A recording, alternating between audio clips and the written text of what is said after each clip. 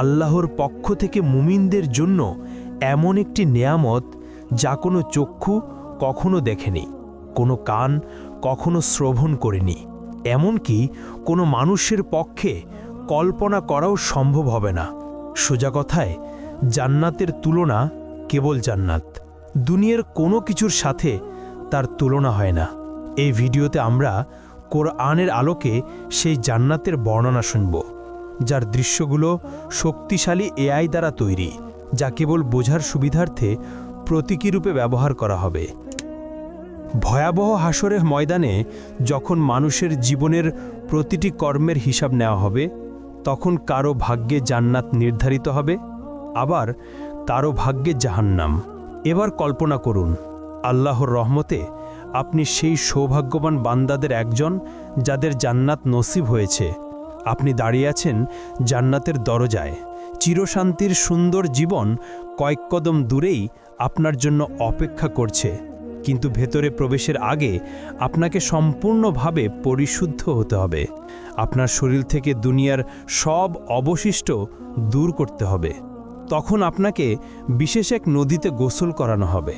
সেই নদীর পানি আপনার সব দুর্বলতা ও ত্রুটি দূর করে ফেলবে। আপনার শরীরের সব লোম অদৃশ্য হয়ে যাবে, দাড়ি, গোঁফ, এমনকি শরীরের অন্যান্য পশমও উধাও হয়ে যাবে। ফলে আপনি হবেন ৩৩ বছরের টকবগে সুদর্শন মানুষ।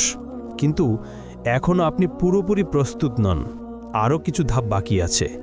অতঃপর আপনার জন্য প্রস্তুত করা বিশেষ এক ঝর্ণা থেকে আপনি পানি পান করবেন। এতে আপনি হবেন সম্পূর্ণ পবিত্র, ভিতর থেকে এবং বাহির থেকে পুরোপুরি জান্নাতের জন্য প্রস্তুত। তারপর আপনি দাঁড়াবেন সেই ফেরেশতার সামনে, যার দায়িত্ব হলো আপনার জন্য দরজা খুলে যাওয়া। তার নাম হলো রিদওয়ান। যাই হোক, জান্নাতের দরজার কথা বলতে গেলে জান্নাতের মোট ৮টি দরজা রয়েছে।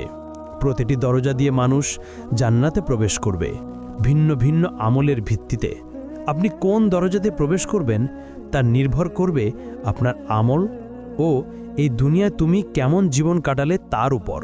জান্নাতের প্রতিটি দরজার আলাদা আলাদা নাম রয়েছে, তবে সবগুলোর উপরে একই বাক্য লেখা, লা ইলাহা ইল্লাল্লাহু মুহাম্মাদুর রাসূলুল্লাহ। যারা দুনিয়াতে নিয়মিত নামাজ আদায় করেছে তারা প্রবেশ করবে সালাত নামক দরজা দিয়ে। আর দ্বিতীয় দরজা রাইয়ান, যারা রোজা রেখেছে এই দরজা তাদের জন্য। তৃতীয় দরজা হলো সাদাকা দরজা, যারা সবসময় অল্প হলেও দান করেছে এই দরজা তাদের জন্য। চতুর্থ দরজা হলো জিহাদ দরজা, যারা আল্লাহর পথে সংগ্রাম করেছে তাদের জন্য এই দরজা। পঞ্চম দরজা হলো হজ দরজা, যারা মক্কায় গিয়ে হজ আদায় করেছে তাদের জন্য। ষষ্ঠ দরজা হলো কাজিমুল গাইজ দরজা, যারা সবচেয়ে কঠিন মুহূর্তেও নিজেদের রাগ নিয়ন্ত্রণ করেছে এই দরজা কেবল তাদের জন্য। সপ্তম দরজা হলো আমান দরজা, যারা হিসাব নিকাশ ছাড়াই জান্নাতে প্রবেশ করবে এই দরজা তাদের জন্য।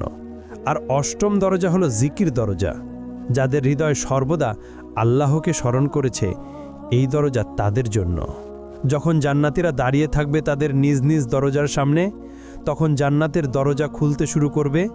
তখন আপনি অনুভব করবেন এক মৃদু উষ্ণ বাতাস আপনার মুখে লাগছে, এমন বাতাস আপনি কখনো অনুভব করেননি। তারপর সেই সুবাস এমন যে আপনার আত্মাকে ছুঁয়ে যায়, এত সুন্দর, এত অনন্য যে প্রায় আপনি মূর্ছা যাবেন। দুনিয়ার সবচেয়ে উৎকৃষ্ট সুগন্ধিও তার সাথে তুলনা করা যায় না। সব ব্যথা, অনুশোচনা আর দুঃখ আপনার ভেতর থেকে মুছে ফেলা হবে। বাকি থাকবে কেবল সুন্দর